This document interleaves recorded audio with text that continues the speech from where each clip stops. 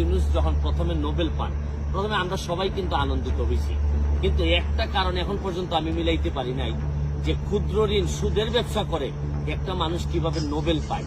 এবং আপনি আরেকটা জিনিস বাংলাদেশের বিবেচনায় আপনাদেরকে বলতে চাই, ক্ষুদ্র ঋণের ব্যবসা করে ব্যবসাতে ঋণ নিয়ে কেউ বৃহৎ হয়েছে আমার জানা নাই, অথচ ডক্টর মোহাম্মদ ইউনূসের মতো লোকরা ক্ষুদ্র ঋণের ব্যবসা করে এত বড় হয়ে গেছেন যে হিলারি ক্লিন্টনের মতো লোকের নির্বাচনী প্রচারণায় তারা টাকা পর্যন্ত তারা ব্যয় করতেছেন বাংলাদেশে থেকে।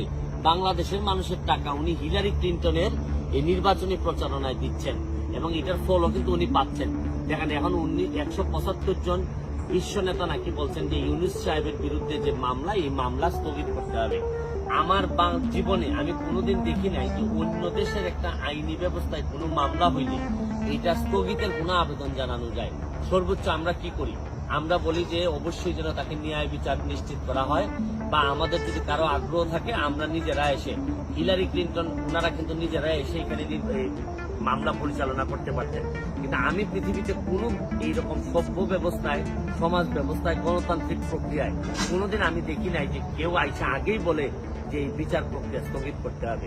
শুনেন, আমি একটা জিনিস আপনাদেরকে বলি, এই দুঃসময়ে এখন যে সময়টা ক্রাইসিস মোমেন্ট, এই সময়ে আওয়ামী লীগের মধ্যেই আমি আওয়ামী লীগের যারা আছেন সবাইকে দাবি করব যে যার খুলস থেকে বেরোয় আসেন।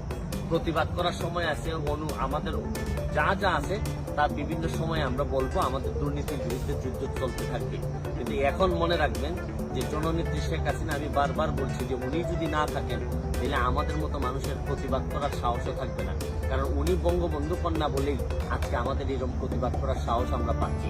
শুনেন, দেশের মধ্যে দুই দলের মধ্যে বিভক্তি থাকতে পারে, কিন্তু আরেক দলকে পরাজিত করার জন্য বিদেশের যারা, আপনারা জানেন যে এই আমেরিকা কিন্তু ইতিহাসের পুনরাবৃত্তি।